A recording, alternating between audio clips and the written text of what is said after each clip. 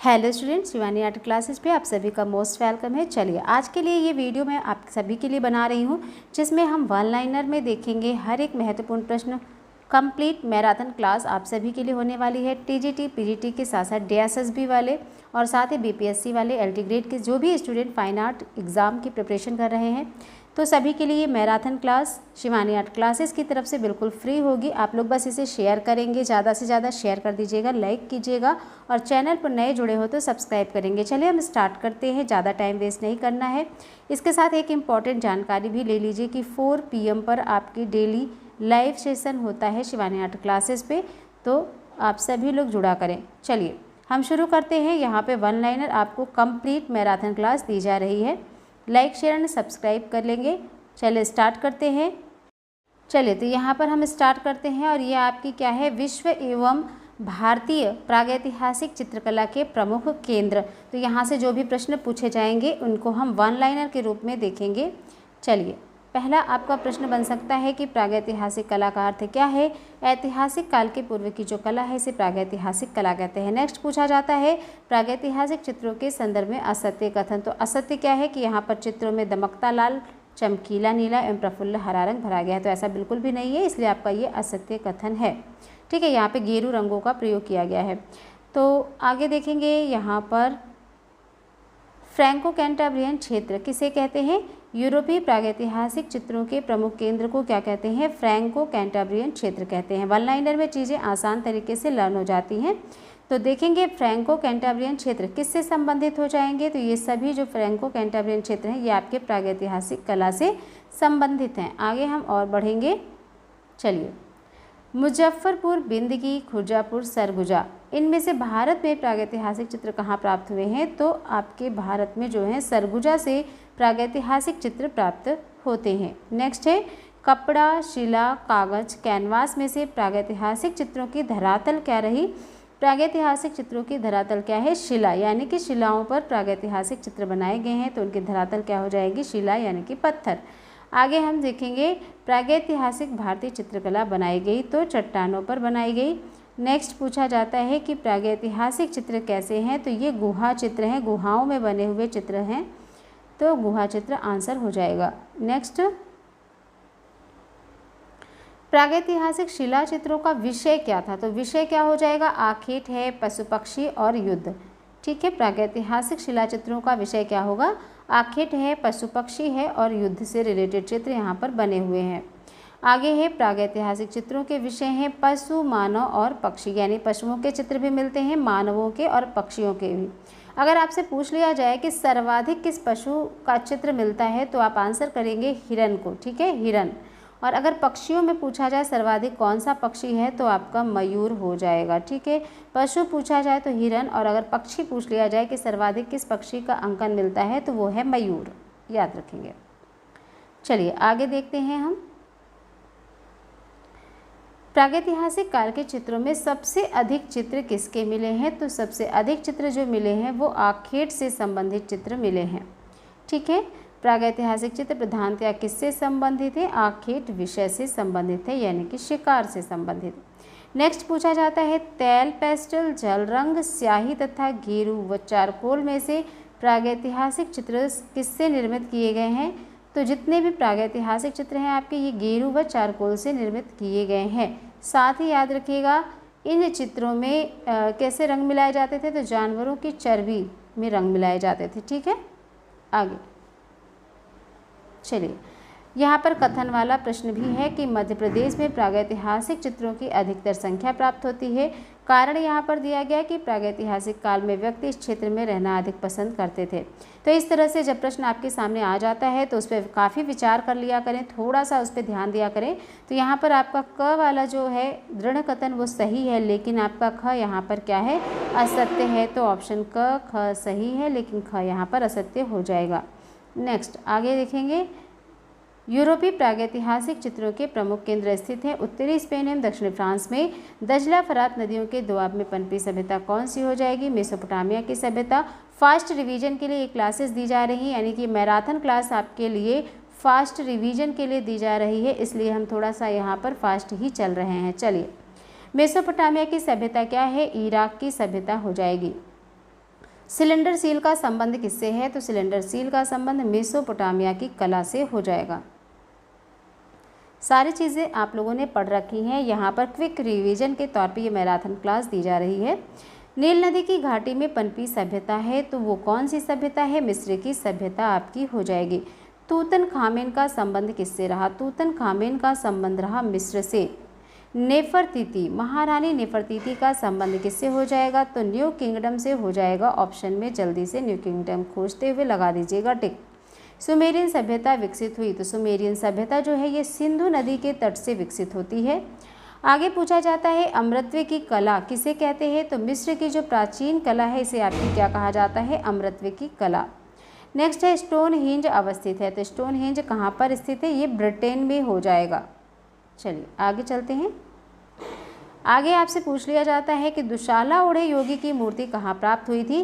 तो सभी लोगों को मालूम है ये मूर्ति कहाँ से प्राप्त हुई थी। कमेंट करेंगे। मोहनजोदड़ो की खुदाई से मिली थी दुशाला ओढ़े योगी की मूर्ति। आगे बढ़ेंगे।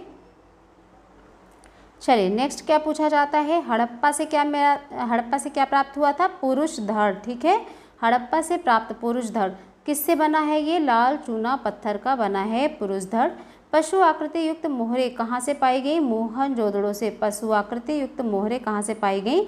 मोहनजोदड़ो से। आदिकालीन सभ्यता सिंधु घाटी सभ्यता। वैदिक संस्कृति में मोहरे पाई गई, तो ये सिंधु घाटी सभ्यता में पाई गई। नेक्स्ट है मोहनजोदड़ो और हड़प्पा में पाई गई सीलें किससे बनाई गई हैं? ये टेराकोटा माध्यम में बनाई गई हैं। चलिए नेक्स्ट है मिट्टी, सीमेंट, लकड़ी और चमड़े में से सिंधु घाटी में प्राप्त मोहरे किससे बनी है? ये मिट्टी की बनी है मोहरे। लोथल, कालीबंगा, बनावली, गिरिनगर हड़प्पा संस्कृति का नगर नहीं था, तो ये गिरिनगर जो है ये हड़प्पा संस्कृति का नहीं था। इसके अलावा लोथल, कालीबंगा, बनावली, ठीक है, ये सभी हड़प्पा संस्कृति के नगर हो जाएंगे। हड़प्पा का संबंध किससे है? तो इंडस वैली से माना जाता है हड़प्पा का संबंध। आगे बढ़ेंगे फटाफट। पुरातात्विक महत्व का स्थल लोथल। लोथल कहाँ पर स्थित है? तो लोथल भाई गुजरात में स्थित है। और अगर पूछ लिया जाए कहाँ पर है, तो अगर देश में पूछा जाए तो ये भारत में है। ठीक है, भारत में कहाँ पर है? गुजरात में है लोथल स्थित है। तो ये देखिए प्रश्न भी है भारत में। हड़प्पा सभ्यता के स्थल लोथल और धौलावीरा। लोथल और धौलावीरा कहाँ पर स्थित है? तो लोथल और धौलावीरा आपके ये भारत में स्थित हो जाएंगे। चलिए मिर्जापुर, सिंघनपुर, भीमबेटका बाघ असंबद्ध है। बाघ की गुफा का संबंध बौद्ध धर्म की चित्रकला से है, जबकि शेष का संबंध प्रागैतिहासिक काल से है। तो इस तरह से प्रश्न भी आपसे पूछे जाते हैं। 4 ऑप्शन देके एक को आपको बताना होगा कौन सा एक उसमें से अलग है। तो यहाँ पर आपका बाघ जो है ये आपका अलग हो जाएगा, क्योंकि बाघ की गुफाओं का संबंध जो है बौद्ध धर्म की चित्रकला से, और जो बाकी गुफाएं हैं इनका संबंध जो है प्रागैतिहासिक काल से है। तो याद रखेंगे इस चीज़ को। आगे हम बढ़ते हैं फटाफट। चलिए मोहनजोदड़ो से प्राप्त नृत्यांगना की मूर्ति की ऊंचाई बहुत पूछी जाती है। 10.5 सेंटीमीटर याद रख लेंगे। 10.5 सेंटीमीटर, इंच में 4.13 इंच और लगभग में याद रखिएगा। चलिए आगे बढ़ते हैं। 2 पहिए वाली कांस्य की 3 बैलगाड़ियाँ कहाँ से प्राप्त हुई थी? 2 पहिए वाली कांस्य की जो 3 बैलगाड़ियाँ हैं ये आपके सिंधु सभ्यता से प्राप्त हो जाएंगी। प्रथम कांस्य प्रतिमा कौन सी है? तो प्रथम कांस्य प्रतिमा ये नृत्यांगना की है। सभी लोग जानते हैं प्रथम कांस्य प्रतिमा किसकी है? नृत्यांगना की है। पूछा जाए कि ये नर्तकी की प्रतिमा यानी कि नृत्यांगना की जो प्रतिमा मोहनजोदड़ो से मिली है ये किससे बनी है? तो ये कांसा से बनी है। पहले तो पूछा जाएगा किससे बनी है? तो धातु में कौन सी धातु? कांसा की। ठीक है, ये देखिए प्रश्न भी है। प्रथम धातु निर्मित नर्तकी की मूर्ति, तो ये कहाँ से प्राप्त हुई? मोहनजोदड़ो से। धातु की नर्तकी जो है वो मोहनजोदड़ो से प्राप्त हुई। किससे बनी है? कांस्य से। प्रारंभिक नृत्यांगना मूर्ति कहाँ से प्राप्त हुई? मोहनजोदड़ो से। अलग अलग तरीके से प्रश्न इसी तरीके से पूछे जाते हैं। मोहनजोदड़ो से प्राप्त नर्तकी की मूर्ति किससे बनी है भाई? धातु माध्यम में। धातु में कौन सी धातु? कांस्य की। तो इस तरह से इस चीज़ को याद कर लेंगे। आगे बढ़ते हैं हम। नाचती हुई लड़की और दाढ़ी वाले सिर सिंधु घाटी के कला के अवशेष हैं, तो ये दोनों ही मोहनजोदड़ो से प्राप्त हुए हैं। प्रथम धातु मूर्ति कहाँ से प्राप्त हुई? सिंधु सभ्यता से। हड़प्पन सभ्यता किसे कहते हैं? सिंधु सभ्यता को ही हड़प्पन सभ्यता बोला जाता है। चलिए नगरीय सभ्यता का प्रथम उदाहरण कहाँ से मिला है? तो नगरीय सभ्यता का जो प्रथम उदाहरण है मोहनजोदड़ो हड़प्पा से मिला है। सैंध सभ्यता में प्राप्त पूर्ण परिपक्व प्रामाणिक स्थलों के नगरों की संज्ञा दी जा सकती है, तो यहाँ पर 2 नगरों को संज्ञा में दिया जाता है, हड़प्पा और मोहनजोदड़ो हो जाएंगे। आगे चलिए आगे देखेंगे। सिंधु घाटी की सभ्यता के उत्खनन से पुरातात्विक संबंधित है, तो कौन संबंधित है? राखाल दास बनर्जी हो जाएंगे। सिंधु सभ्यता की खोज किसने की? राय बहादुर दयाराम साहनी ने की थी। सिंधु घाटी सभ्यता में चित्र अवशेष ज़्यादातर कहाँ से प्राप्त होते हैं, किस पर? तो ये बर्तन के रूप में अवशेष प्राप्त हुए हैं। चलिए, सिंधुवासी किसकी पूजा करते थे? सिंधुवासी पीपल वृक्ष की पूजा करते थे। सारी ही क्लासेस GSSB के लिए काफ़ी इम्पॉर्टेंट हैं। TGT, ठीक है, PGT और BPSC, तो सभी स्टूडेंट के लिए क्लासेस हैं। LT ग्रेड वालों के लिए भी हैं। शेयर कीजिएगा ज़्यादा से ज़्यादा आप लोग और लाइक कर दीजिएगा अगर क्लास अच्छी लगे। आगे हम बढ़ जाते हैं फटाफट। यहाँ पर देखेंगे अजंता है, महाबलीपुरम है, सिंधु घाटी की सभ्यता और खजुराहो। इनमें से भारतीय कला का सबसे प्राचीन केंद्र कौन सा माना जाता है? तो वो आपका हो जाएगा सिंधु घाटी की सभ्यता जो है ये आपके प्राचीन कला का केंद्र है। ठीक है, चलिए। सिंधु घाटी की कला का परिज्ञान कहाँ से होता है? तो हड़प्पा कला और मोहनजोदड़ो की कला से होता है। नेक्स्ट क्या पूछा जाता है? हड़प्पा मोहनजोदड़ो संबंधित है, तो दोनों ही सिंधु सभ्यता से संबंधित माने जाते हैं। आगे हम चलेंगे। हड़प्पा संस्कृति के अवशेष स्थित है पाकिस्तान एवं अफगानिस्तान में। मोहनजोदड़ो तथा हड़प्पा सभ्यताएं स्थित हैं पाकिस्तान में। सिंधु घाटी सभ्यता की अवधि कितनी है? 3300 से 1300 ईसा पूर्व हो जाएगी। आगे है पाषाण शिल्प, भित्ति चित्र, ताम्रमोहर, टेराकोटा शिल्प में बैल की प्रसिद्ध आकृति मोहनजोदड़ो में मिलती है, तो ये टेराकोटा शिल्प के रूप में मिलती है। चलिए, कागज, दीवार, कपड़े और पात्रों में से सिंधु घाटी से चित्रांकन के उदाहरण मिले हैं पात्रों पर यानी कि बर्तनों पर। नेक्स्ट पूछा जाता है मोहनजोदड़ो की नर्तकी तकनीक में कास्ट की गई, तो वो कौन सी तकनीक थी? तो वो थी आपकी ढोकरा कास्टिंग, जिसमें मोहनजोदड़ो की नर्तकी बनाई गई, ढाली गई। चलिए, नेक्स्ट है मोहनजोदड़ो से प्राप्त दाढ़ी वाला आदमी और तांबे की नर्तकी कहाँ पर संग्रहित है? दोनों ही राष्ट्रीय संग्रहालय नई दिल्ली में संग्रहित हो जाएंगे। चलिए, नेक्स्ट पूछा जाएगा कि नाव को टिकरे पर उल्लिखित चित्र कहाँ से प्राप्त हुआ? तो नाव को टिकरे पर उल्लिखित चित्र ये आपका मोहनजोदड़ो से प्राप्त हुआ। नेक्स्ट है मोहनजोदड़ो से प्राप्त मातृका देवी यानी कि मातृ देवी की जो मूर्ति है ये किससे बनी है? तो ये आपकी टेराकोटा यानी कि मिट्टी से बनाई गई है। नेक्स्ट है सैंधव सभ्यता का प्रसिद्ध स्नानागार मिला है, ये मोहनजोदड़ो से प्राप्त होता है। आगे बढ़ेंगे। चलिए, सार्वजनिक स्नानागार, पकी हुई मिट्टी का उपयोग, बौद्ध मंदिर, डाकयार्ड यानी कि नौका घाट, इनमें से हड़प्पा सभ्यता का हिस्सा कौन नहीं है? तो वो है आपके बौद्ध मंदिर। ठीक है, इसके अलावा बाकी सभी आपके हड़प्पा सभ्यता के अंतर्गत आते हैं। चलिए, नेक्स्ट है हड़प्पा सभ्यता प्रसिद्ध है, तो ये ईंटों के उपयोग के लिए फेमस हो जाएगी। नेक्स्ट, सिंधु घाटी सभ्यता के भवन निर्माण में प्रयुक्त की गई सामग्री क्या है? पकाई हुई ईंट। ठीक है, ईंटों से निर्मित विशाल स्नानागार कहाँ मिला है? तो ये मोहनजोदड़ो में प्राप्त हुआ है। ईंटों से निर्मित विशाल स्नानागार मोहनजोदड़ो में प्राप्त होता है। चलिए, आगे क्या है? अधिकांश प्रागैतिहासिक चित्र मिलते हैं गुफाओं में। नेक्स्ट है दक्षिण भारत का केंद्र है प्रागैतिहासिक चित्रों के लिए मशहूर, तो वो कौन सा केंद्र है? बेल्लारी जो है ये दक्षिण भारत में है और दक्षिण भारत की तरफ में ये प्रागैतिहासिक चित्रों के लिए काफ़ी मशहूर रहा है। नेक्स्ट, बिल्ला सरंगम गुफा कहाँ स्थित है? बिल्ला सरंगम गुफा आंध्र प्रदेश के कुर्नूल जिले में स्थित हो जाएगी। बिल्ला सरंगम गुफा आंध्र प्रदेश के कुर्नूल जिले में स्थित है। नेक्स्ट, मोहनजोदड़ो स्नानागार के पूर्व दिशा में स्थित स्तूप का निर्माण किया गया था कुषाण काल में। आंसर हो जाएगा कुषाण काल। चलिए, नेक्स्ट है भारत में मध्य पाषाण काल माना जाता है, तो भारत में मध्य पाषाण काल 6000 ईसा पूर्व तक माना जाता है। ठीक है, नेक्स्ट है नवपाषाण युग में लोगों ने मूलभूत प्रौद्योगिकी परिवर्तन किया था कृषि को अपनाकर। ठीक है, तराशे गए चमकीले पत्थरों के औजार किसमें प्रयोग किए गए हैं? नवपाषाण काल में। मिट्टी के बर्तनों का आविष्कार किस काल में हुआ? तो ये भी नवपाषाण काल में हुआ। ठीक है, वैश्विक यानी कि विश्व के स्तर पर ये मध्यपाषाण काल में, लेकिन भारत में नवपाषाण काल में। चलिए आगे है, चाक का महत्वपूर्ण आविष्कार होता है नवपाषाण युग में। नवपाषाण युग में मानव कहाँ रहता था, तो ये बस्तियों में रहता था। ये भी प्रश्न आपका पूछा जाता है। आगे देखेंगे, चलिए सिगिरिया गुफा के चित्र मिलते जुलते हैं, तो सिगिरिया गुफा के चित्र अजंता चित्रकारी से मिलते जुलते हैं। नेक्स्ट है, सिगिरिया की गुफा संबंधित है राजा कश्यप से, ये संबंधित हो जाएगी। सिगिरिया गुफा में कुल स्त्रियों के चित्र अंकित हैं, यहाँ 21 रूपायनी स्त्रियों के चित्र मिलते हैं। जितनी भी आपकी गुफाएं हैं, गुफाओं की चित्रकला प्लेलिस्ट मैंने बना रखी है Shivani art classes YouTube channel पे, आप ज़रूर से विजिट कीजिए एक बार, और जितनी भी प्लेलिस्ट है उनको चेक कीजिए। निश्चित ही आपके एग्ज़ाम से रिलेटेड वहाँ बहुत कुछ आपको फ्री में मिलने वाला है, तो आप इसका लाभ ले सकते हैं। चलिए नेक्स्ट है, सिगिरिया स्थित है। सिगिरिया कहाँ पर है, ये श्रीलंका में स्थित है। सिगिरिया कहाँ पर है, तो सिगिरिया आपका श्रीलंका में स्थित है। ठीक है, सिगिरिया कहाँ है, श्रीलंका में स्थित हो जाएगा। नेक्स्ट है, भारतीय चित्रकला। ठीक है, भारतीय चित्रकला के प्राचीन केंद्र है महाराष्ट्र में।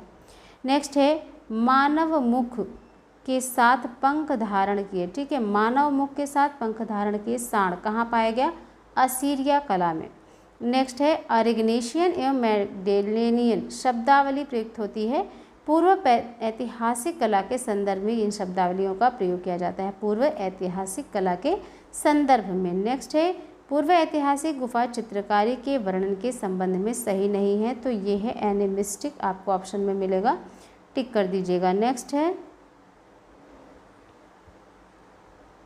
बादामी गुफाएं कहाँ पर स्थित है, पश्चिम घाट पर्वत श्रेणी में बादामी की गुफाएं हैं। बादामी गुफा मंदिर कहाँ पर है, तो ये कर्नाटक में हो जाएगा। बादामी की खोज किसने की, स्टेला क्रैमब्रिज ने।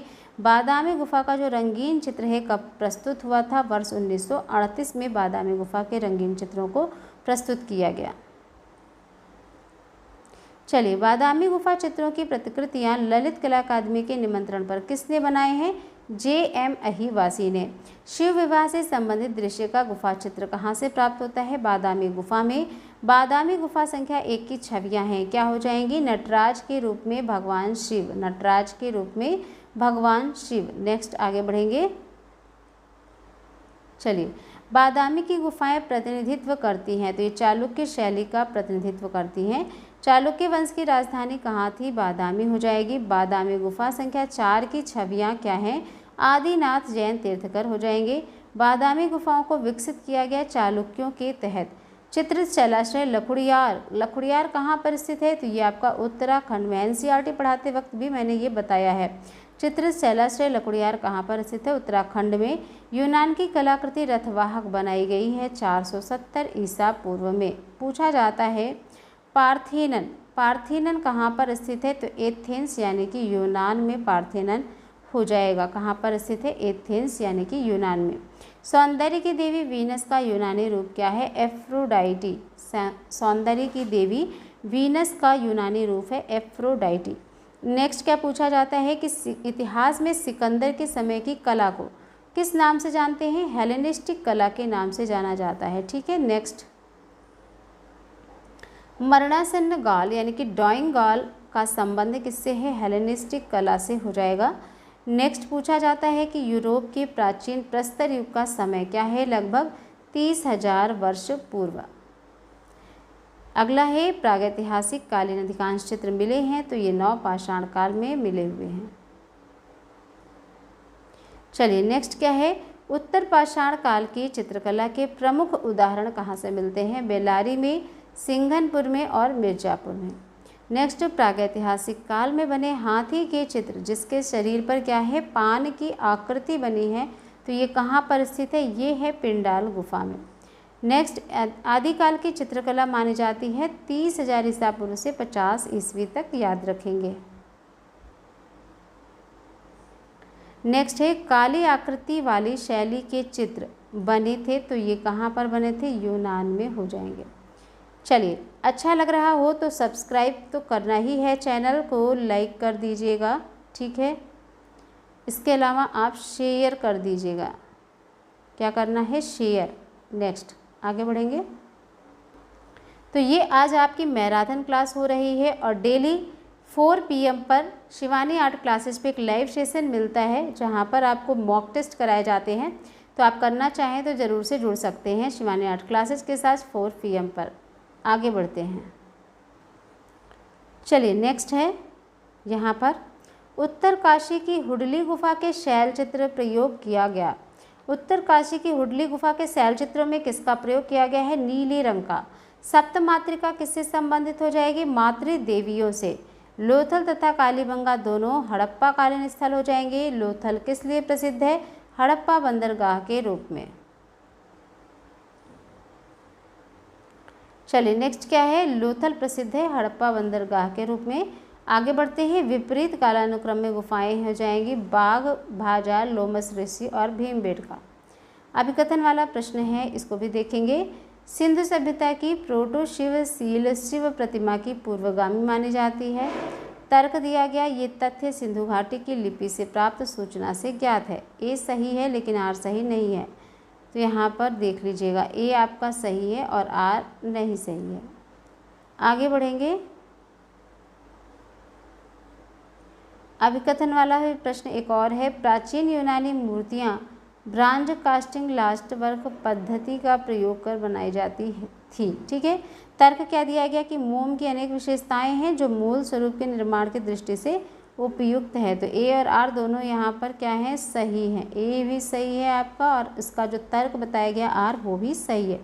चलिए आगे बढ़ते हैं। नेक्स्ट अभिकथन है, पूर्व पाषाण युग में लोगों ने मिश्र धातु की खोज कर ली थी। तर्क दिया गया कि उनके उत्कीर्ण करने वाले उपकरण या तो नुकीले चट्टानें थी या उनमें मूल स्थिति की तुलना में कुछ परिवर्तन किया गया था। तो यहाँ पर ए आपका सही नहीं है और आर भी यहाँ पर सही है। ठीक है। ए क्या है? सही नहीं है। आर यहाँ पर सही है। आगे बढ़ेंगे। चलिए नेक्स्ट है अभिकथन। सिंधु घाटी की कला में एप्लीक तकनीक का प्रयोग प्रायः टेराकोटा मूर्तियाँ बनाने में किया जाता है। तो ये आपका सही है। ठीक है। तर्क क्या दिया गया? क्योंकि उस समय मोल्ड बनाने का आविष्कार नहीं हुआ था। तो ये क्या है? गलत है। ये सही कथन नहीं है। तो इस तरीके से ए आपका सही हो जाएगा और आर यहाँ पर गलत हो जाएगा। नेक्स्ट कथन वाला ही प्रश्न है। प्रागैतिहासिक काल से ही कलाकारों के लिए प्रस्तर एक सर्वाधिक उपयुक्त अभिव्यंजना का माध्यम रहा। ठीक है। तो यहाँ पर ए वाला सही है। आर देखेंगे, क्योंकि भावों की अभिव्यंजना के लिए प्रचुर मात्रा में सुलभ था और अधिक टिकाऊ भी था। तो ये भी आपका सही है। इस तरीके से ए और आर दोनों यहाँ पर क्या हैं? सही हो जाएंगे। नेक्स्ट चलिए अभिकथन है, प्रागैतिहासिक शैल चित्रों में अधिकतर शिकार के दृश्यों और जंगली पशुओं का अंकन है। कारण क्या दिया गया कि क्योंकि प्रागैतिहासिक जो मानव का जीवन है वो जंगल में शिकार पर ही क्या था? आश्रित था। इसलिए दोनों ही यहाँ पर ए और आर सही हो जाएंगे। नेक्स्ट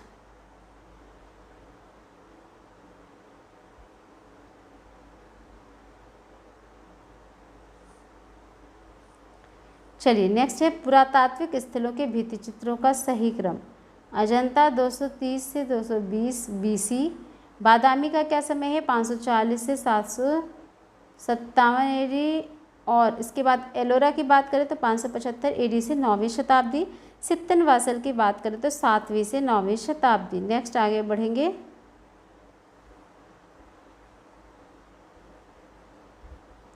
चलिए इसके बाद हम देखेंगे अल्तामीरा जो कि स्पेन में है, यहाँ से कैसे प्रश्न आते हैं। अल्तामीरा गुफा कहाँ पर स्थित है? स्पेन में। बैल, हाथी, भालू, जंगली भैंसा में से अल्तामीरा की गुफाओं में अधिक चित्र दिखाई पड़ता है। तो जंगली भैंसों का चित्र यहाँ पर सर्वाधिक बना हुआ है। नेक्स्ट आगे बढ़ेंगे।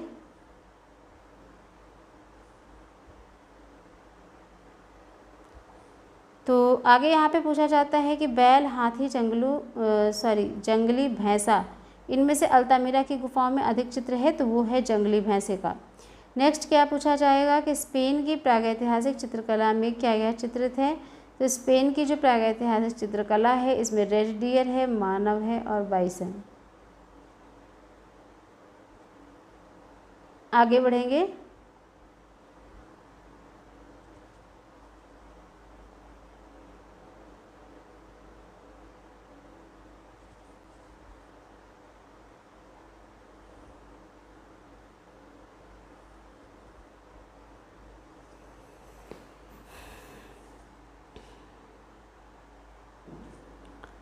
चलिए, तो यहाँ पर आगे देखेंगे। सर्वप्रथम अल्तामिरा गुफा में चित्रों की खोज किसने की थी?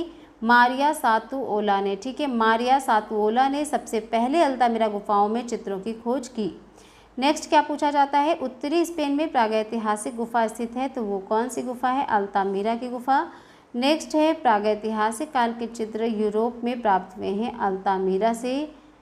नेक्स्ट क्या है? अंगुलियों से बनाई गई रेखाएं, तो स्पेन की अल्तामिरा गुफा में है। अल्तामिरा गुफा के चित्रों को बनाया गया है। ठीक है, किससे बनाया गया है? तो अल्तामिरा गुफा के जो चित्र हैं इनमें प्राकृतिक रंग, जानवरों की चर्बी के मिश्रण और कोयला, इन सभी चीज़ों का प्रयोग करके अल्तामिरा की गुफा के चित्र बनाए गए हैं। आगे देखेंगे लास काक्स यानी कोगल की गुफा।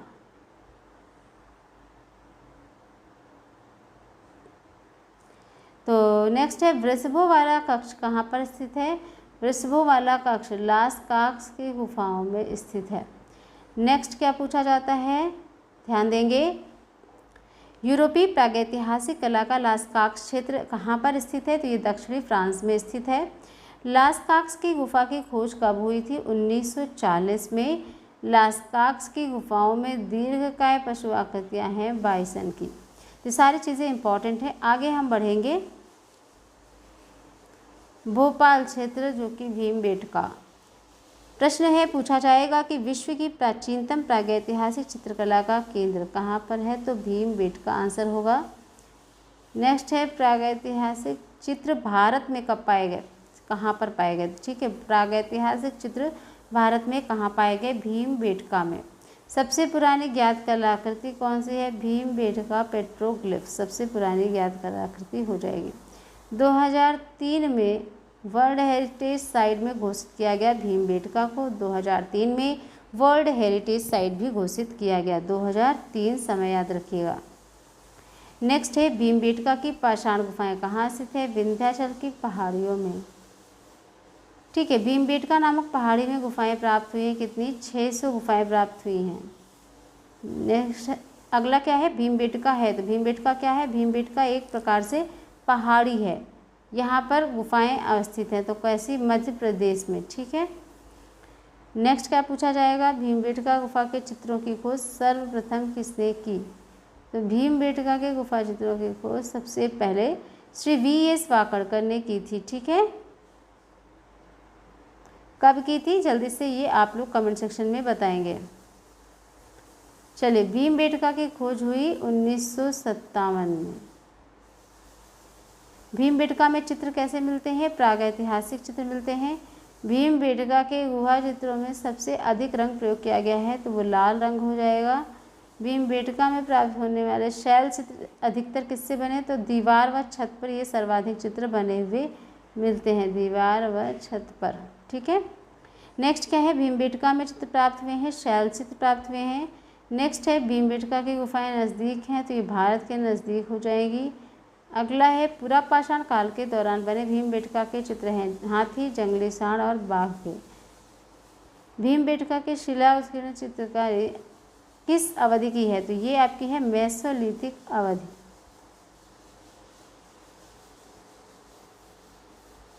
ठीक है, आगे चलिए देखते हैं।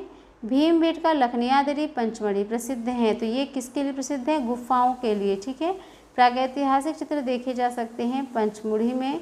पंचमढ़ी के साथ साथ लिखुनिया है आपका भीमबेटका, तो यहाँ पर प्रागैतिहासिक चित्र देखे जा सकते हैं। आगे बढ़ेंगे तो मिर्ज़ापुर को देखेंगे। मिर्ज़ापुर उत्तर प्रदेश से भी हमें प्रागैतिहासिक चित्र प्राप्त हुए हैं। यहाँ से प्रश्न कैसे पूछे जाते हैं, तो चलिए देख लेते हैं। मिर्ज़ापुर उत्तर प्रदेश। ठीक है, चलिए प्रागैतिहासिक चित्र उत्तर प्रदेश में कहाँ मिले हैं? तो ये मिले हैं लखनिया। ठीक है, मिर्ज़ापुर में कहाँ पर? लखनिया में। नेक्स्ट क्या पूछा जा सकता है कि लखनिया की गुफा चित्र संबंधित है, तो ये किस क्षेत्र से संबंधित है? मिर्जापुर क्षेत्र से। आगे क्या पूछा जाता है कि प्रागैतिहासिक शिला चित्रों की खोज किसने की थी? आर्चिबाल्ड कार्लाइल ने। किसने की थी? आर्चिबाल्ड कार्लाइल ने। आगे बढ़ते हैं।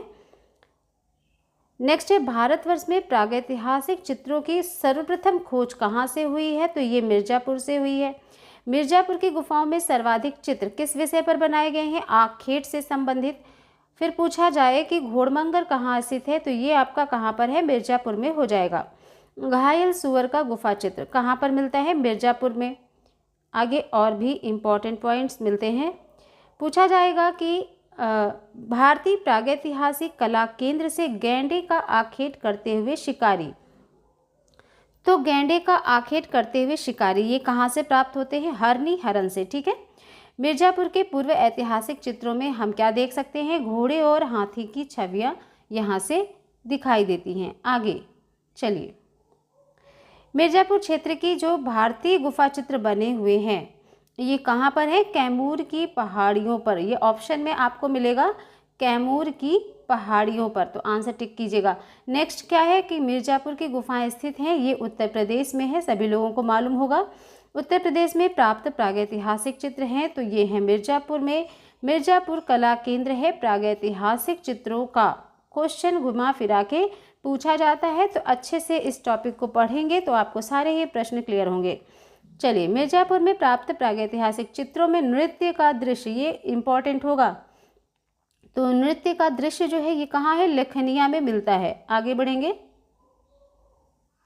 चलिए, मिर्जापुर उत्तर प्रदेश में हो गया। अब हम देखेंगे होशंगाबाद एवं पंचमढ़ी जो कि आपका मध्य प्रदेश में है। ठीक है, यहाँ से भी प्रश्न बहुत आते हैं। होशंगाबाद क्षेत्र के आदमगढ़ पहाड़ी में चित्र हैं किस प्रकार के? प्रागैतिहासिक काल के। होशंगाबाद स्थित कहाँ है? तो ये नर्मदा नदी के तट पर है। वेरी इंपॉर्टेंट पूछा जाता है। होशंगाबाद है तो ये मध्य प्रदेश में है। ठीक है, इसके बाद पूछा जाएगा कि होशंगाबाद के प्रागैतिहासिक चित्रों की खोज किसने की थी? मनोरंजन घोष ने की थी। होशंगाबाद जाना जाता है शैल चित्रकला के लिए। होशंगाबाद में प्राप्त प्रागैतिहासिक काल के चित्र बने हैं शैलाश्रयों में। थोड़ा सा फास्ट चलेंगे, कंप्लीट रिवीजन हो रहा है यहाँ पर। चलिए, भारतवर्ष में प्रागैतिहासिक चित्र जिराफ ग्रुप कहाँ पाया जाता है? आदमगढ़ में। पंचमढ़ी क्षेत्र के चित्रों को प्रकाश में लाने का श्रेय DH गार्डन को। पंचमढ़ी की खोज की थी GR हंटर ने। तो जल्दी से आप लोग कमेंट सेक्शन में बता दीजिएगा कि पंचमढ़ी के चित्रों को प्रकाश में लाने का श्रेय DH गार्डन को जाता है, लेकिन वर्ष क्या होगा ये आप बताएंगे कमेंट सेक्शन में। पंचमढ़ी गुफाएं कहाँ है? पांडवों से जुड़ी हुई ये पंचमढ़ी गुफाएं हैं, पांडवों से जुड़ी हुई। पंचमढ़ी गुफा है आपकी मध्य प्रदेश में। स्पेन का अल्तामीरा के समकक्ष कहाँ के शिलाचित्र मिलते हैं? तो ये पंचमढ़ी के हो जाएंगे। आगे आगे हम देखेंगे सिंघनपुर छत्तीसगढ़। भारत का आद्य ऐतिहासिक स्थान नहीं है, तो ये है सिंघनपुर। सिंघनपुर किस लिए फेमस है? प्रागैतिहासिक गुहा चित्रों के लिए। रायगढ़ की पूर्व ऐतिहासिक कला का हिस्सा नहीं रहा, तो ये है उदयगिरी। पूर्व ऐतिहासिक कला केंद्र रायगढ़ कहाँ पर स्थित है? छत्तीसगढ़ में। नेक्स्ट, यहाँ से आपका चैप्टर 2 स्टार्ट हो जाता है। चैप्टर 2 यानी कि भित्ति चित्रण की परंपराएं। अभी आपने भारत एवं विश्व की प्रागैतिहासिक कला से रिलेटेड प्रश्नों को देखा। अब हम देखते हैं चैप्टर 2 स्टार्ट करते हैं, भित्ति चित्रण की परंपराएं। चलिए, तो यहाँ से प्रश्न क्या पूछे जाते हैं कि भित्ति चित्र यानी कि म्यूरल, ये शब्द किससे उत्पन्न है? तो अंग्रेजी भाषा से। ठीक है, म्यूरल शब्द जो है ये आपका अंग्रेजी भाषा से उत्पन्न है। भित्ति चित्र मिलते हैं तो कहाँ से मिलते हैं? खजुराहो से मिलते हैं। भित्ति चित्रण किया जाता है तो ये भित्ति धरातल पर यानी दीवार पर किया जाता है। नेक्स्ट है सित्तनवासल बाग तथा मातानचेरी प्रसिद्ध हैं किसके लिए? भित्ति चित्रों के लिए फेमस हैं। होरियोजी मंदिर के भित्ति चित्र हैं 8वीं शताब्दी के। ठीक है, गियोटो प्रसिद्ध है भित्ति चित्रकार के रूप में, गियोटो फेमस रहा है। सीवी जातक, ठीक है, पूछा जाता है सीवी जातक के अंतिम दृश्य में साधु के रूप में चित्रित है, तो कौन है? अग्नि तथा इंद्र। ठीक है, गुफा मानव लोग भित्ति के लिए करते थे, खनिज रंगों के प्रयोग करते थे। एलोरा की जो 32वीं गुफा है ये किस नाम से जानी जाती है? इंद्र सभा के नाम से। वेरी इंपॉर्टेंट, एलोरा गुफाओं का अन्य नाम क्या है? तो इसे वेरुल के नाम से भी जाना जाता है। चलिए यहाँ पर देखेंगे वेरुल नाम से भी जाने जाने वाली गुफाएं कौन सी हैं? एलोरा। एलोरा की गुफाएं बनाई गई हैं राष्ट्रकूटों के द्वारा। चलिए एलोरा में इंद्रसभा के नाम से किस गुफा को जाना जाता है? गुफा नंबर 32 को क्या बोलते हैं? इंद्रसभा। ठीक है। एलोरा में कुल गुफाओं की संख्या कितनी है? 34, 34 गुफाएं हैं यहाँ पर। ठीक है, कितनी गुफाएं हैं एलोरा में? कुल गुफाएं हैं 34 यानी कि 34। एलोरा में गुफा मंदिर हैं 34, ये नीचे पूछा भी गया है। चलिए आगे देखते हैं। और एलोरा में जो गुफाएं और शैलकृत मंदिर हैं, तो यहाँ पर हिंदुओं, बौद्धों और जैनों तीनों धर्मों से रिलेटेड आपको शैलकृत मंदिर मिल जाते हैं। एलोरा गुफा स्थित कहाँ पर है? तो ये महाराष्ट्र में है। एलोरा के प्रसिद्ध कैलाश मंदिर का निर्माण एक राष्ट्रकूट नरेश ने कराया। उस नरेश का नाम आपसे पूछा जाता है कृष्णराज प्रथम, याद रखिएगा। चलिए एलोरा की गुफाएं संबंधित थी राष्ट्रकूट काल से। एलोरा गुफा कला को विकसित किया किसने? राष्ट्रकूट साम्राज्य ने। एलोरा प्रसिद्ध है मूर्तियों के लिए। हिंदू कला के उत्तम उदाहरण सुरक्षित हैं कहाँ पर? एलोरा मूर्ति कला में। एलोरा की प्रसिद्धि का कारण क्या रहा? कैलाश मंदिर। कैलाश मंदिर कहाँ पर स्थित है? तो एलोरा प्राचीन गुफा में। आगे बढ़ेंगे। चलिए देखते हैं आगे और भी प्रश्न है। एलोरा का प्रमुख मंदिर है कैलाश मंदिर हो जाएगा। एलोरा की जान कहा जाता है ये जो कैलाशनाथ मंदिर है। कहाँ पर स्थित है कैलाशनाथ मंदिर? तो एलोरा की गुफा नंबर 16 में, यानी कि 16वीं गुफा जो है वो कैलाश मंदिर कहलाती है। एलोरा की प्रसिद्ध गुफा कैलाश मंदिर से उपलब्ध भित्ति चित्र ने क्या प्रेरणा दी? दक्कन शैली को नई प्रेरणा दी। कैलाश मंदिर के मध्य क्या स्थापित मिलता है? शिवलिंग। ये भी आपका बहुत बार पूछा गया है कि कैलाश मंदिर के मध्य में क्या स्थापित है? शिवलिंग। चलिए ब्रह्मा, विष्णु एवं महेश की त्रिमूर्ति वाला स्थापत्य कहाँ पर स्थित मिलता है? एलिफेंटा गुफा में। ठीक है, एलिफेंटा है रायगढ़ में है। एलिफेंटा गुफा स्थित है महाराष्ट्र में। एलिफेंटा गुफाएं किससे घिरी हैं? तो ये समुद्र से घिरी हैं। एलिफेंटा प्रसिद्ध है मूर्तियों के लिए, ये भी पूछा जाता है। एलिफेंटा में मूर्तियों का निर्माण अधिक है, तो यहाँ पर शिव की मूर्तियों का निर्माण अधिकतर मिलता है। भारत के ऐसे प्रसिद्ध गुफा जहाँ एक भी भित्ति चित्र नहीं उपलब्ध है वो है आपका एलिफेंटा। यहाँ पर आपको एक भी भित्ति चित्र नहीं मिलता है। एलिफेंटा किसके लिए प्रसिद्ध है? तो त्रिमूर्ति के लिए ये फेमस रहा।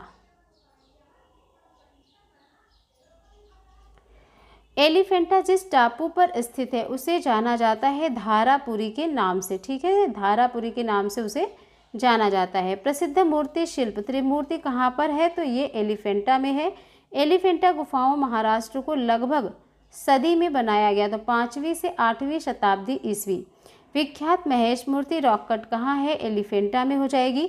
बाघ गुफाएं कहाँ पर है? धार जनपद में है, सभी लोगों को मालूम है। बाघ की गुफाएं जो हैं ये धार जनपद में है। बाघ की गुफाएं कहाँ स्थित है? मध्य प्रदेश में और धार जनपद में, दोनों याद रखेंगे। ऑप्शन में जो मिलेगा वही लगाना है। बाघ गुफाओं का पुराना नाम क्या था? तो कलायन था। बाघ में कुल कितनी गुफाएं हैं पूछा जाए तो 9 गुफाएं हैं, लेकिन वर्तमान में केवल 2 गुफाओं में ही कुछ चित्र प्राप्त होते हैं। धार जिले में स्थित बाघ गुफा कहाँ स्थित है? मध्य प्रदेश में है। बाघ गुफाओं की अवधि क्या रही? तो सातवाहन राजवंश हो जाएगा। चलिए बाघ की गुफाएं स्थित है विंध्याचल पर्वत श्रेणी पर स्थित है। पंच पांडु के नाम से जाना जाता है बाघ गुफाओं को। ठीक है, गायिकाएं चित्र बाघ गुफा के सामने चित्रित किया गया है गुफा संख्या 4 के। बाघ की 5वीं गुफा का नाम क्या है? तो 5वीं गुफा को पाठशाला के नाम से जानते हैं। गायक दल का भित्ति चित्र बाघ में चित्रित है गुफा नंबर 4 में। बाघ गुफा चित्रों पर किसका प्रभाव है? अजंता शैली का प्रभाव यहाँ पर दिखाई देता है। चलिए बाघ गुफा के चित्र जो हैं यहाँ पर उपयोग की जाने वाली टेक्निक यानी कि तकनीक कौन सी है? टेम्परा। असित कुमार हालदार और नंदलाल बोस ने बाघ गुफाओं की प्रतिलिपियां कब बनाई थी? वर्ष 1921 में। आपको ऑप्शन में इस तरीके से मिल सकता है कि किस कला इनमें से कौन से कलाकार हैं जिन्होंने बाघ गुफाओं की प्रतिलिपियां 1921 में बनाई? तो असित कुमार हालदार और नंदलाल बोस हो जाएंगे। बाघ गुफा के भित्ति चित्रों को बनाने में प्रयोग किया गया ग्लू रंग चित्रण तकनीक होगा। बाघ की पहली गुफा का क्षेत्रफल है 23 फीट इंटू 14 फीट।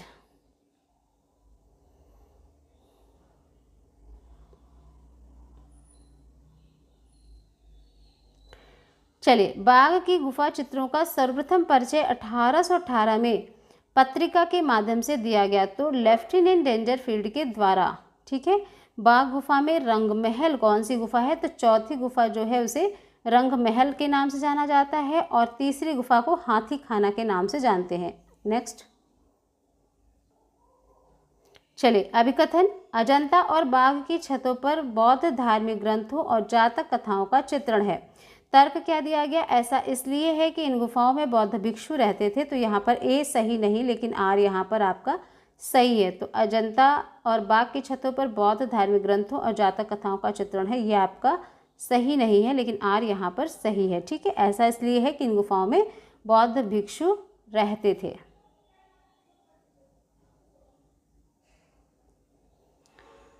चलिए, फ्रेस्को सेक्को, तो ये जो आपकी है भित्ति चित्रण की तकनीक है। फ्रेस्को बीनो प्रविधि परिभाषित की जा सकती है किस प्रकार से, किसी भी प्रकार के रंग का ताज़ा भित्ति पर लेप लगाना बूनो प्रविधि कहलाती है। फ्रेस्को बूनो पद्धति से चित्र बनते हैं, दीवार की गीली सतह पर जब बनते हैं तो वह फ्रेस्को बूनो पद्धति कहलाती है और ताज़ी गीली भित्ति पर चित्रण करने की विधा फ्रेस्को बूनो कहलाती है। चलिए, फ्रेस्को सेक्को किसे कहते हैं, तो फ्रेस्को सिक्को चित्र में चित्रण के लिए भित्ति प्रयोग लाई जाती है, किस प्रकार की, शुष्क भित्ति। ठीक है, फ्रेस्को ब्यूनो में गीली भित्ति और फ्रेस्को सेक्को में शुष्क भित्ति का प्रयोग होता है। फ्रेस्को सेक्को तकनीक जो है ये भारत की चित्रण शैली से संबंधित है, अजंता चित्रण शैली। फ्रेस्को सेक्को पद्धति से चित्र बनाए गए थे, अजंता में बनाए गए थे। चलिए, भित्ति चित्रकारी की तकनीक जो ताज़ा चूने के लेप पर निष्पादित की जाती है उसे क्या कहा जाता है, फ्रेस्को। फ्रेस्को का अर्थ क्या होता है, तो भित्ति चित्रण की विशेष पद्धति जो है फ्रेस्को कहलाती है। फ्रेस्को विधि का प्रयोग किया जाता है भित्ति चित्रण में।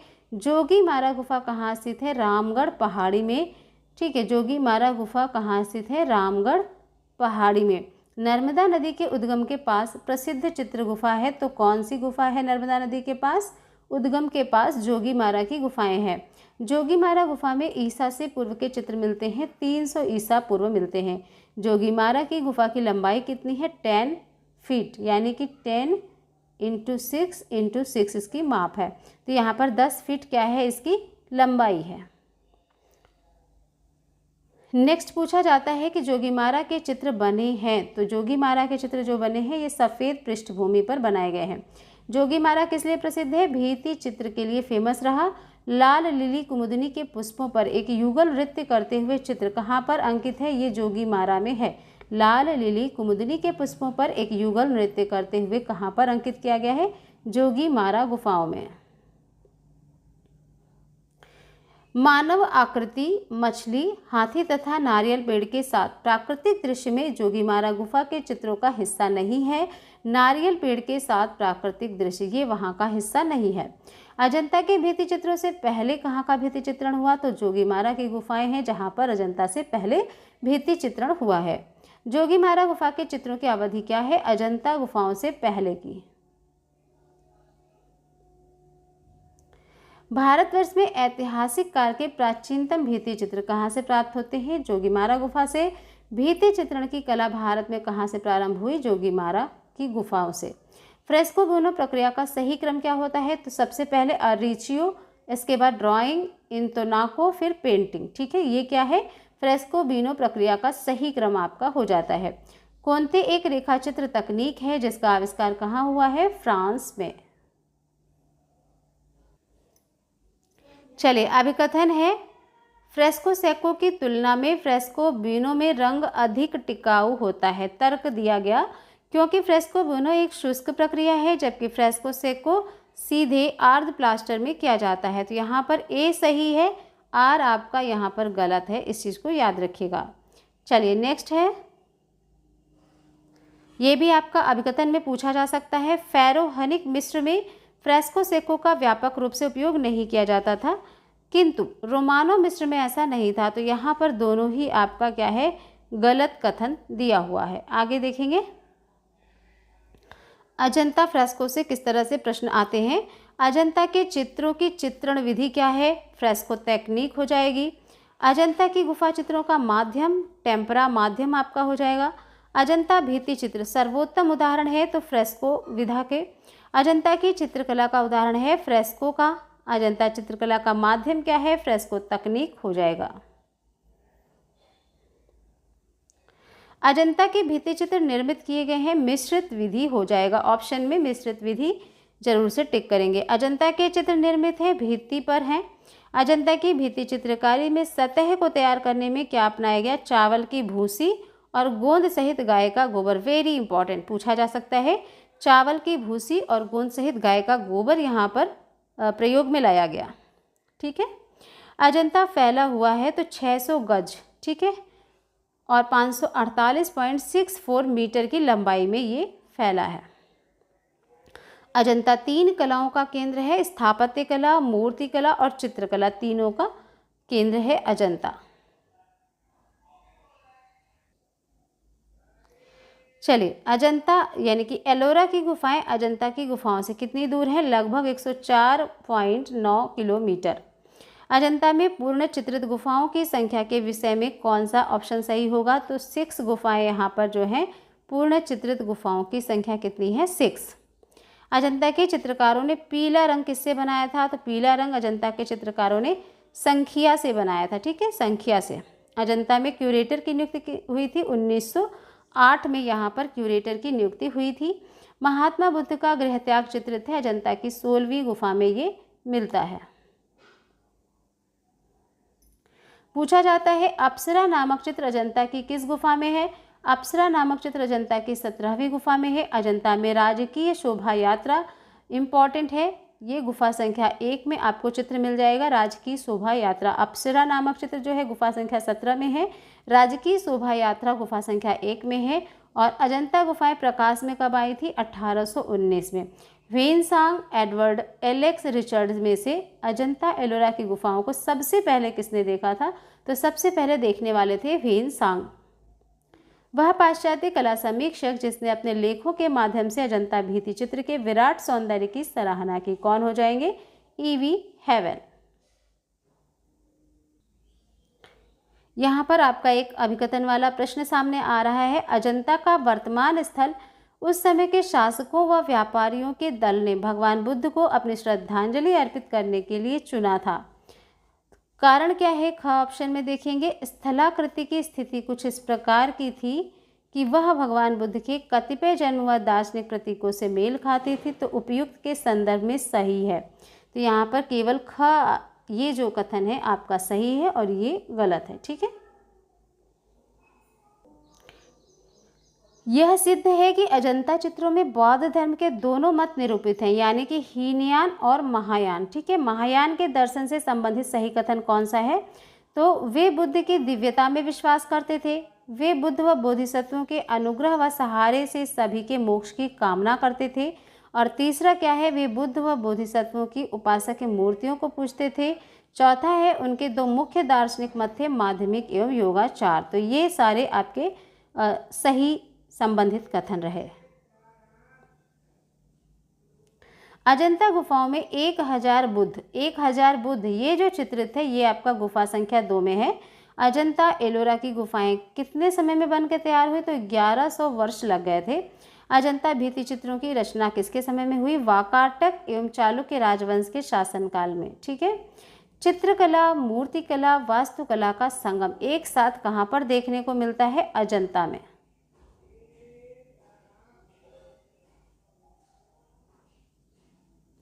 अजंता गुफाओं का निर्माण काल था 200 ईसा पूर्व से 700 ईस्वी।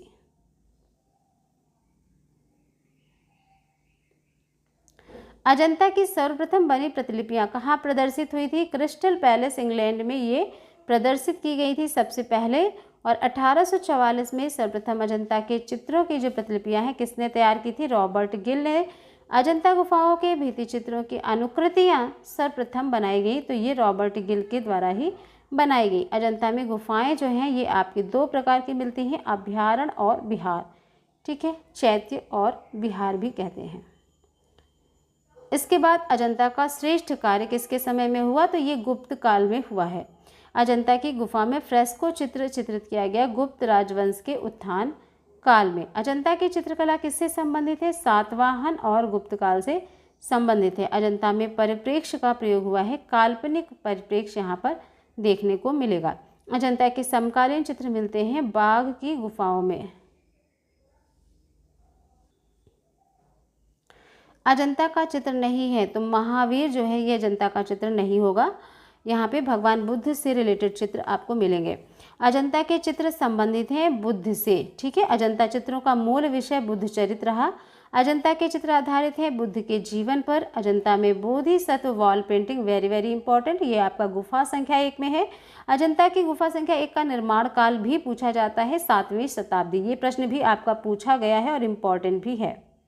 नेक्स्ट आगे देखेंगे। अजंता की वे गुफाएं जिनमें आज भी चित्र मिलते हैं, तो ये भी इंपॉर्टेंट है। पहली, दूसरी, 9वीं, 10वीं, 16वीं, 17वीं, टोटल यहाँ पर 6 हो जाएगा, ठीक है। अजंता में सबसे अधिक चित्र है 17वीं गुफा में। बोधिसत्व पद्मपाणि, पद्मपाणि मतलब हाथ में कमल है, तो बोधिसत्व पद्मपाणि का चित्र जो है अजंता की गुफा संख्या 1 में है। और ये जो कमल है वो किस रंग का है? नीले रंग का है। ये भी याद रखिएगा, आजकल चित्रों से भी प्रश्न पूछे जाते हैं, तो सर्च करके आप सभी चित्रों को जरूर देखेंगे।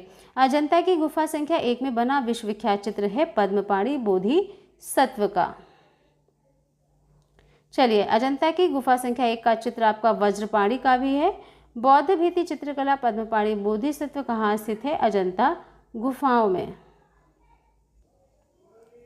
विश्व प्रसिद्ध पद्मपाणि अवलोकितेश्वर का चित्र अजंता की किस गुफा में है? गुफा संख्या 1 में। पद्मपाणि अवलोकितेश्वर का जो प्रथम अंकन है वो भित्ति चित्र में मिलता है। अजंता चित्रों में प्रसिद्ध चित्र है बोधिसत्व पद्मपाणि। अजंता की गुफा में लेटे हुए बुद्ध की प्रतिमा, ठीक है, महापरिनिर्वाण स्थित है। ये 26 नंबर की गुफा में आपको मिलेगा। अजंता में गुफाएं हैं तो यहाँ पर 29 है, टोटल यहाँ पर 30 गुफाएं बाद में हो गई हैं, ठीक है। अगर 29 आपको ऑप्शन में केवल 29 है 4 ऑप्शन में तो वो कर दीजिएगा। अगर 29 भी है 30 भी है तब आप 30 को ऑप्शन में लगाएंगे। अजंता की गुफाएं स्थित है महाराष्ट्र में है। अजंता की गुफाएं कहाँ स्थित है? औरंगाबाद में। छद्मंत जातक की कथा इम्पॉर्टेंट है, गुफा नंबर 10 में है, ये भी पूछा जाता है, ठीक है। और ये किसकी कहानी है? छद्मंत जातक जो है ये किसकी कहानी है? तो ये यहाँ पर हाथियों की कहानी है। अजंता का चित्र माता पुत्र यशोधरा और राहुल कहाँ पर चित्रित है? 17वीं गुफा में। अजंता की गुफा संख्या 17 में प्रसिद्ध चित्र है माता पुत्र का। मर्ती राजकुमारी चित्रित है अजंता की गुफा संख्या 16 में।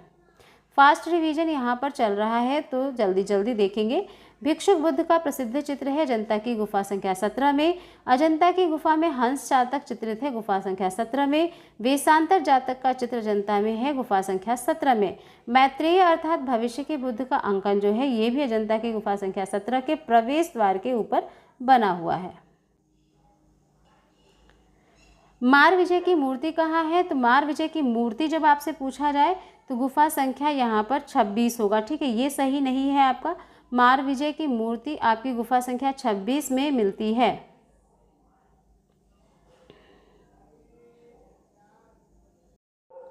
चलिए, गुफा संख्या 10 छद्मंत जातक हो जाएगा। गुफा संख्या 17 में माता पुत्र है। गुफा संख्या 1 में पद्मपाणि बोधिसत्व है और गुफा संख्या 2 में सुनहरे मृग द्वारा धर्मोपदेश। ये सभी चित्र हैं। अजंता गुफा चित्रों का मुख्य विषय तो बौद्ध हो जाएगा। अजंता के चित्रों का विषय आधारित है बौद्ध धर्म पर। अजंता की चित्रकला क्या वर्णित करती है? बौद्ध जातक कहानियाँ। और यहाँ पर कितनी जातक कथाएं चित्रित हैं? तो 547 जातक कथाएं यहाँ पर चित्रित हैं। जातक कथाएं हैं क्या? तो ये है बुद्ध के पूर्व जन्म की कथाएं। बुद्ध के पूर्व जन्म पर आधारित कथाएं क्या कहलाती हैं? जातक। किसी भी प्रकार से प्रश्न मिले उसको सही करना है। बुद्ध के पूर्व जन्म हेतु क्या प्रयोग किया जाता था? जातक शब्द का प्रयोग किया जाता था बुद्ध के पूर्व जन्म के पहले, ठीक है। अजंता की जातक कथाएं व्यक्त करती हैं बुद्ध के जीवन को। महात्मा बुद्ध के पूर्व जन्मों की काल्पनिक कथाएं किससे संबंधित है? जातक कथाओं से, ठीक है।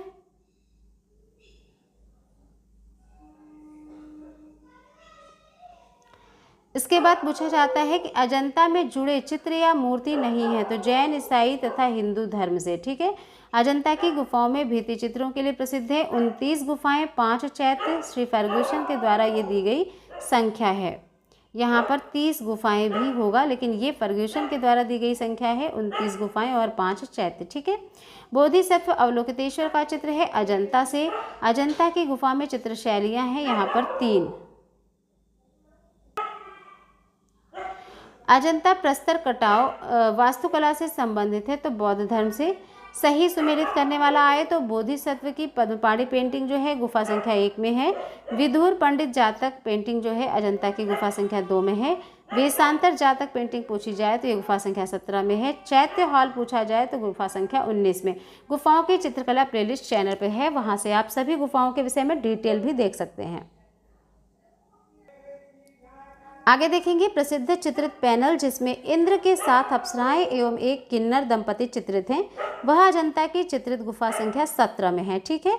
गुफा में अजंता की गुफा में शिव जातक कहाँ चित्रित किया गया है, तो गुफा संख्या 1 और 17 दोनों में शिव जातक चित्र मिलता है।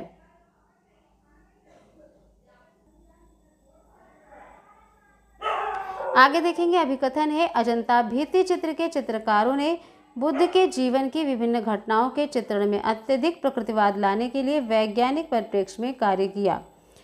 कारण क्या है, क्योंकि कलाकारों ने शिल्प शास्त्र में निर्धारित धर्म सूत्रों का अनुपालन किया, तो ये भी सही होगा, ये भी ए और आर दोनों यहाँ पर सही होंगे।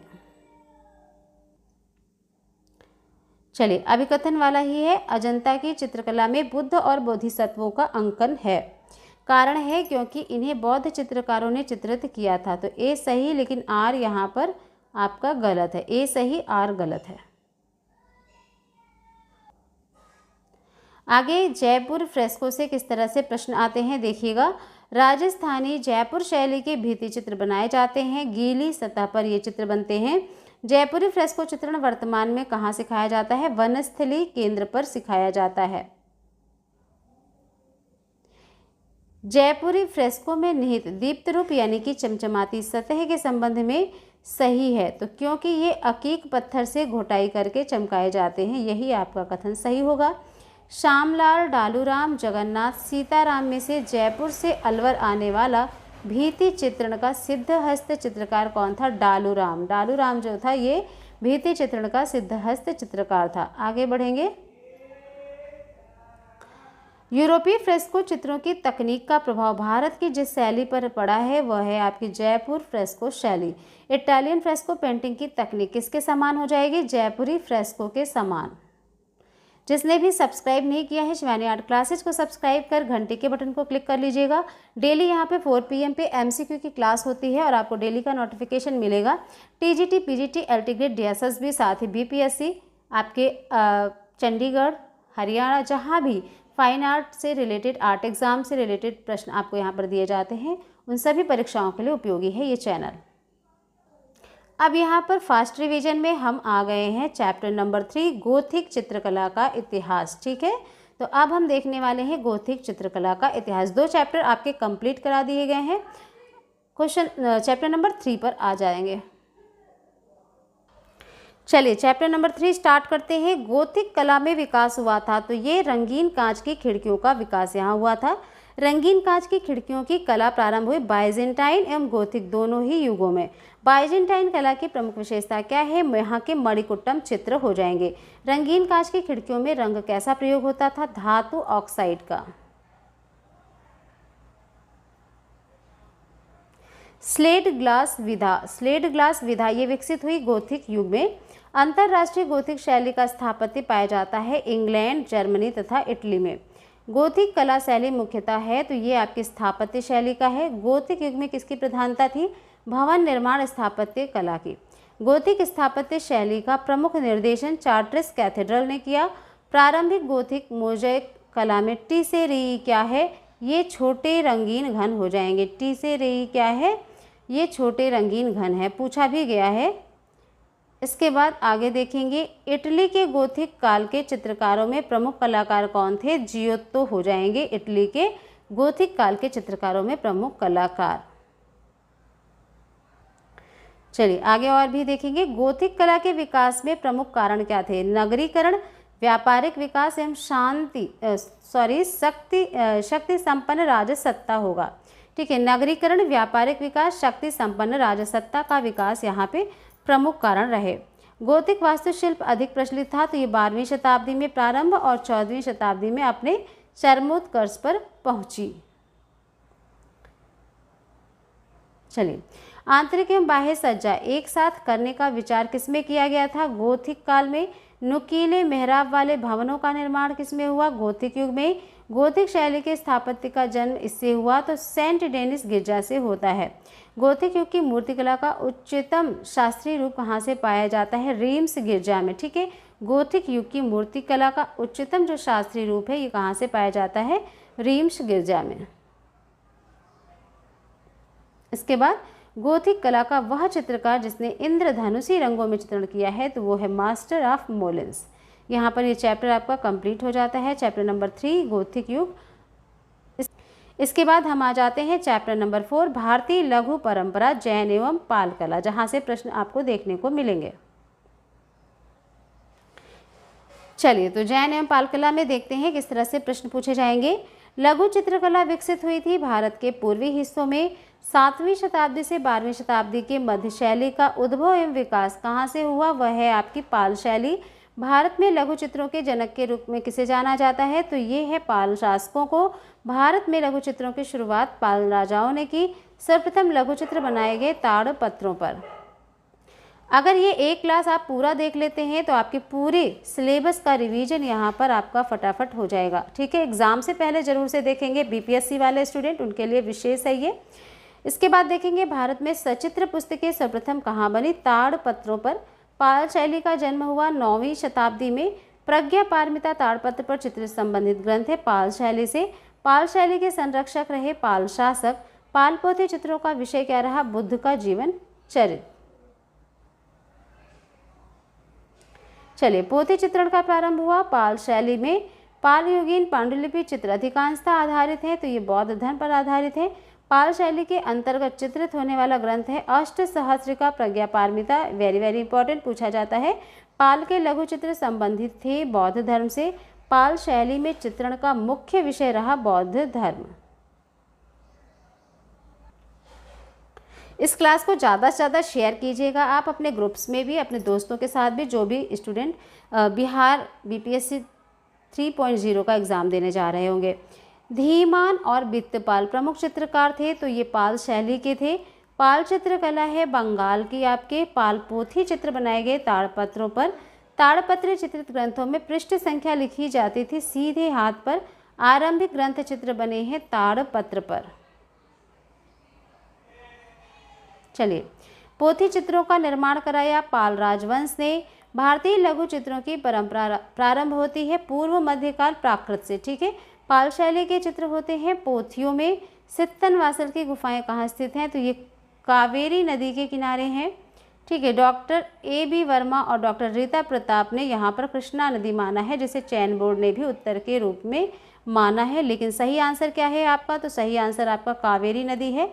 ठीक है, और इस बुक में यहाँ पे बताया भी गया है कि डॉक्टर A.B. वर्मा और रीता प्रताप में कृष्णा नदी को माना गया है, जो कि चयन बोर्ड के द्वारा भी उत्तर माना गया है, लेकिन वो गलत है। ठीक है, इस चीज़ पे आप ध्यान दीजिएगा। चलिए, सित्तनवासल गुफाएं कहाँ स्थित है? तमिलनाडु में। सित्तनवासल की गुफा से संबंधित है जैन धर्म से। ये सारी चीज़ें इंपॉर्टेंट है, बहुत पूछे जाते हैं। सित्तनवासल गुफा चित्रों का विषय किससे संबंधित है? जैन धर्म से। जैन चित्रकला की जो आरंभिक मूर्तियां हैं ये कहाँ से मिलती हैं? सित्तनवासल गुफाओं से मिलती हैं।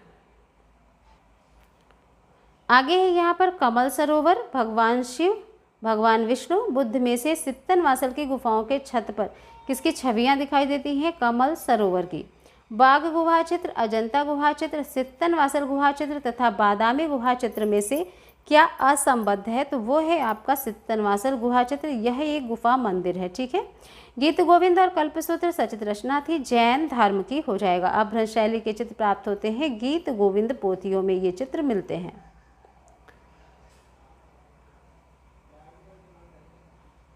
चलिए, कल्पसूत्र किससे संबंधित है? जैन धर्म से हो जाएगा। जैन धर्म की सबसे प्राचीन सचित्र पांडुलिपि का रचना काल है 1060 ईस्वी। जैन चित्रकला के प्रसिद्ध स्रोत हैं आपके कल्पसूत्र में। महावीर 24वें तीर्थंकर का जन्म चित्रित किया गया है कल्पसूत्र में। कल्पसूत्र ग्रंथों के चित्रण हुए हैं जैन शैली में। सैकड़ों रंगीन अपभ्रंश शैली के चित्रों को प्रकाश में करने वाले चित्रकल्प द्रुम जैसे महत्वपूर्ण ग्रंथ का सर्वप्रथम किसने प्रकाशन किया? श्री साराभाई माणिक लाल ने। इम्पॉर्टेंट है। कल्पसूत्र की सबसे उत्तम प्रति ये कहाँ से प्राप्त है? जौनपुर की। जैन लघु चित्रों का जो प्रमुख विषय है वो है तीर्थंकर और उनकी जीवनी। मनुष्य के चेहरे का 3/4 भाग किस में चित्रित किया गया है? जैन चित्र शैली में। ठीक है, मनुष्य के चेहरे का 3/4 भाग कहाँ पर चित्रित किया गया है? जैन चित्र शैली में। पूछा जाता है जैन चित्र कागज पर कब बने? तो 14वीं शताब्दी आपका राइट आंसर होगा। ताड़पत्री ग्रंथ है नेमिनाथ चरित। जैन शैली में क्रमशः महावीर, पार्श्वनाथ, नेमिनाथ, ऋषभनाथ तीर्थंकरों के लिए किन रंगों का प्रयोग हुआ है? तो देखिएगा, महावीर के लिए पीला है, पार्श्वनाथ के लिए नीला रंग, नेमिनाथ के लिए काला और ऋषभनाथ के लिए स्वर्णिम रंग का प्रयोग किया गया है। वर्ष 1630 में चित्रित रसिक प्रिया के चितेरे कौन हो जाएंगे? साहबदीन। साहबदीन जो है ये रसिक प्रिया के चितेरे हो जाएंगे। इसके बाद मांडू किसके लिए फेमस है? वेरी वेरी इंपॉर्टेंट, कई बार प्रश्न पूछा गया है। जैन चित्रकारी के लिए। भागवत पुराण, सूरसागर, महामयूरी, औध निर्युक्ति में से अपभ्रंश शैली का सचित्र ग्रंथ कौन सा है? औध निर्युक्ति, जो कि आपके अपभ्रंश शैली का सचित्र ग्रंथ है। ताड़पत्र पर अंकित अंगसूत्र किससे संबंधित है? अपभ्रंश शैली से। जैन चित्रकला क्या कहलाती है? पोथी चित्र कहलाती है। जैन शैली को अपभ्रंश शैली नाम किसने दिया? राय कृष्ण दास ने। जैन शैली को पश्चिम भारतीय शैली किसने कहा? आनंद कुमार स्वामी ने। ये इंपॉर्टेंट हो जाएंगे। ठीक है, जैन शैली का अपभ्रंश शैली का नाम दिया राय कृष्ण दास ने। अपभ्रंश शैली कहा है जैन शैली को, पश्चिम भारतीय शैली कहा है आनंद कुमार स्वामी ने। अपभ्रंश शैली में चित्रों का विषय जो है जैन हो जाएगा। जैन चित्रकला है भारत के पश्चिम क्षेत्र की। अपभ्रंश शैली का विकास किया गया जैन धर्म के श्वेतांबर संप्रदाय के द्वारा। ठीक है, खिलौने की तरह पशु पक्षियों का अलंकरण, तो ये आपको अपभ्रंश शैली में मिलता है। चलिए आगे थोड़ा सा और देख लेंगे। जैन लघु चित्रों की विशेषता है तो क्या है? परली आंख का दिखाना। ठीक है, सवा चश्म चेहरे, चेहरे के बाहर निकली हुई बड़ी आंखें, ये सभी कहाँ की विशेषता है? जैन शैली में देखने को मिलती है। परली आंख विशेषता कहाँ की है? अपभ्रंश शैली के चित्रों की। सर्वप्रथम स्थिर चित्रण कहाँ मिलता है? तो ये जैन चित्र में मिलता है। अपभ्रंश शैली में अंग प्रत्यंग किस प्रकार के बने हैं? स्थिर और जकड़े हुए। आगे है सर सुंदरी कहा, त्रिषष्ठी शिला का पुरुष चरित और कथा सरित सागर चौर पंचासिका में से कौन सा असंबद्ध है? तो वो है आपकी चौर पंचासिका। चौर पंचासिका ग्रंथ का श्रेष्ठ चित्र कौन सा है? चंपावती विल्हड़ की। उदयगिरी और खंडगिरी की गुफाएं शुंग काल की हैं। उदयगिरी की गुफाएं संबंधित कला को दर्शाती हैं जैन धर्म की। जैन धर्म के अनेक तीर्थंकर कहाँ चित्रित हैं? कालकाचार्य कथा और सचित्र पोथियों में।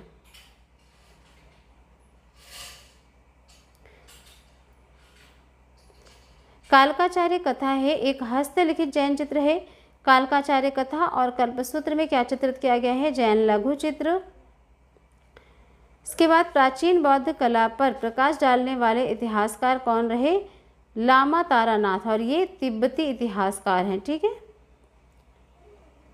वह आस्था जो पाल राजाओं का भाग नहीं है, श्वेतांबर।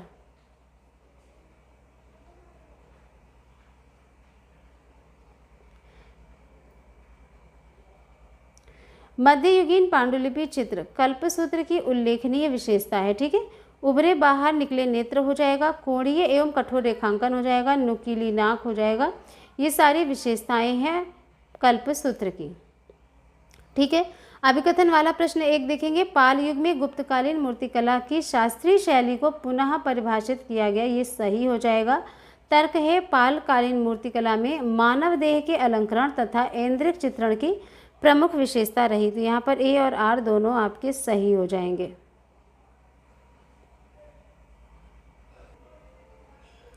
चलिए, कल्पसूत्र की चित्रित पोथी कहाँ से प्राप्त हुई है? ये गुजरात से मिली है। सॉरी, अभिकथन क्या है? पूर्वी भारत में पाल समय में टेराकोटा की कला उच्च स्तर पर थी, क्योंकि मिट्टी के लचीलेपन के गुण ने प्लास्टिक रेंडरिंग में अधिक स्वतंत्रता दी और पत्थर की कमी ने मिट्टी के प्रयोग को अधिक बढ़ाया है। तो यहाँ पर आपका ए सही है, लेकिन आर यहाँ पर आंशिक रूप से सही बताया गया है। चलिए एक अभिकथन का प्रश्न और देख लीजिएगा। 1550 AD से पूर्व भागवत पुराण 485 का चित्रों की चित्रित भाषा के साथ घनिष्ठ रूप से मिलता जुलता है। तर्क दिया गया है क्योंकि दोनों पांडुलिपियों में एक जैसी आकृति, प्रकार, दो आयामी जगह, स्थापत्य कला संबंधी इकाइयां हैं, यानी कि ए और आर आपका यहाँ पर दोनों सही है। डेली क्लास आपको 4 PM पर मिलती है, तो टाइमिंग यहाँ पर याद रखेंगे। शिवानी आर्ट क्लासेस चैनल पर नए हो तो सब्सक्राइब कर बेल आइकन को जरूर प्रेस कीजिएगा, साथ ही इस क्लास को आप शेयर कर दीजिएगा।